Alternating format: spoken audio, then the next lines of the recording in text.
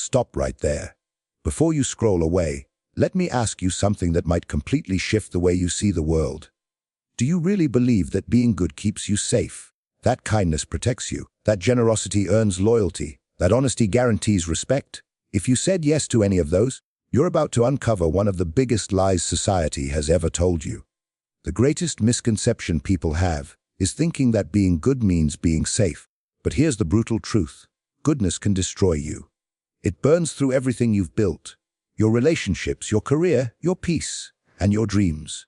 Machiavelli figured this out centuries ago. He watched good leaders fall. He saw kind rulers betrayed. He witnessed generous souls torn down by the very people they tried to help, and he wrote it all down.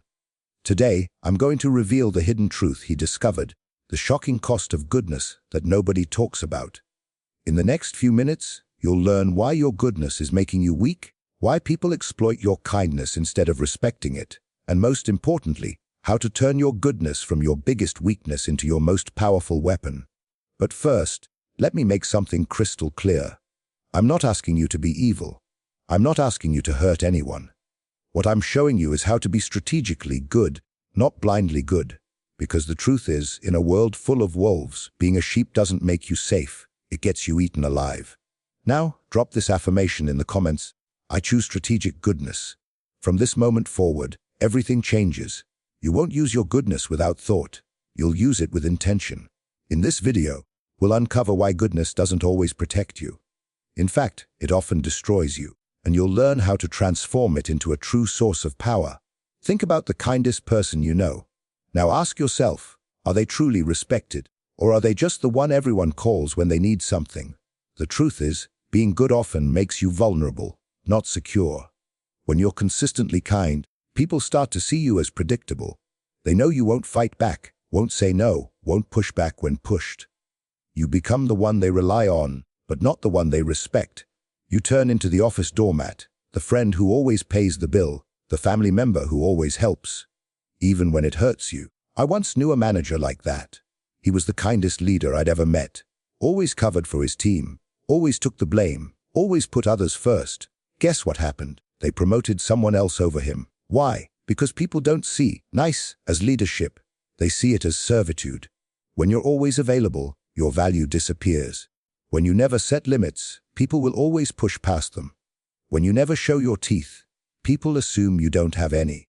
Goodness becomes weakness because it signals that you can be taken advantage of. Machiavelli once said, "The lion cannot protect himself from traps, and the fox cannot defend himself from wolves. One must therefore be a fox to recognize traps and a lion to frighten wolves." You've been trying to survive as a sheep in a world built for lions and foxes, and that's why you keep getting hurt. Drop this affirmation in the comments. I protect my energy. Here's something that might blow your mind. The more you give, the less people value your giving. Sounds strange, right? But it's true. Generosity creates short-term appreciation, but long-term entitlement. When you help someone once, they're grateful. Twice, they're thankful. 10 times, they start expecting it. And when you stop helping, they don't remember the 9 times you said yes. They remember the 1 time you said no. That's the generosity trap. You give and give until giving becomes your identity. And the moment you stop, you become the villain in everyone else's story. Your generosity doesn't build loyalty, it builds dependency. People become addicted to your help, and like any addiction, when it stops, they get angry. It's basic psychology, hedonic adaptation. People quickly adjust to good things. What once felt special becomes ordinary. What once felt generous becomes expected. Your consistent kindness loses its power, while your single act of refusal burns in their memory. Think about it. At work, if you always stay late, it stops being praised. It becomes your normal. But leave on time once, and suddenly you're not committed. In relationships, if you always compromise, that becomes expected. But stand your ground once, and you're suddenly difficult. Machiavelli said, "Benefits ought to be conferred gradually, so they will taste better." He understood what most people never do. Scarcity creates value, abundance destroys it. Drop this affirmation I give strategically. Now here's a truth that makes most people uncomfortable. Society values appearance over reality. People don't care if you're truly good, they care if you look good. They don't judge your heart, they judge your image. That means to maintain power and respect, you must wear the mask of virtue. showing goodness outwardly, but maintaining control beneath it. Look at the most successful people around you. Do you think they got there by being nice to everyone? Not at all. They were strategic with their goodness. They smiled in public, but made hard decisions in private. They showed mercy when it served them, and showed strength when it mattered. This isn't about faking it. It's about being smart. Think of a doctor who cuts to heal. The action looks painful, but it saves lives. Sometimes true goodness means doing something that looks bad in the moment, but serves the greater good. Real leaders understand this.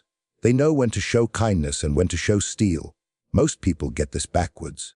They reveal their softness to enemies and their toughness to friends.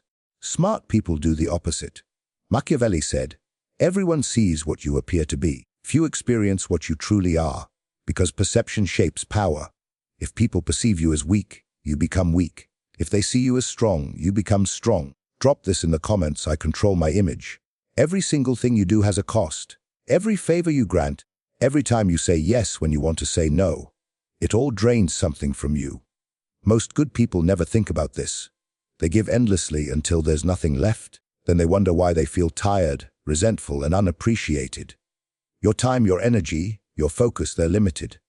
When you spend them on everyone, you have less for yourself. It's not selfish to acknowledge that. It's smart. Think about what they tell you on an airplane. Put your own oxygen mask on first. Why? Because if you pass out trying to help someone else, now 2 people need saving instead of 1. Life works the same way. If you deplete yourself helping others, you become the one who needs rescuing. The truth is, saying yes to everyone means saying no to yourself. And when you abandon yourself, you eventually fail everyone else too. The most effective people in history weren't those who said yes to everything. They were the ones who said no to most things, so they could say yes powerfully to the right ones. Machiavelli wrote, "He who wishes to be obeyed must know how to command."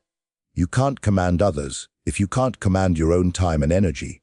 Drop this in the comments. I protect my resources. I'm not saying to give up on being kind, honest, or generous.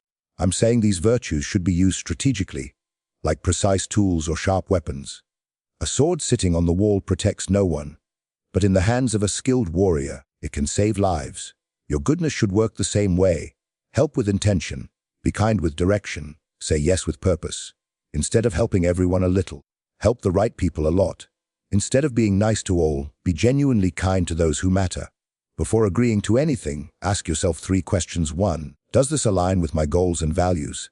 2. Can I do this without draining myself? 3. Will this person truly value what I'm doing? If the answer is no to any of these, your answer should also be no, said with kindness but firmness. When you do say yes, do it fully. Give your best. Create real value. That's how you make your goodness powerful. Machiavelli once said, "The promise given was a necessity of the past. The word broken is a necessity of the present."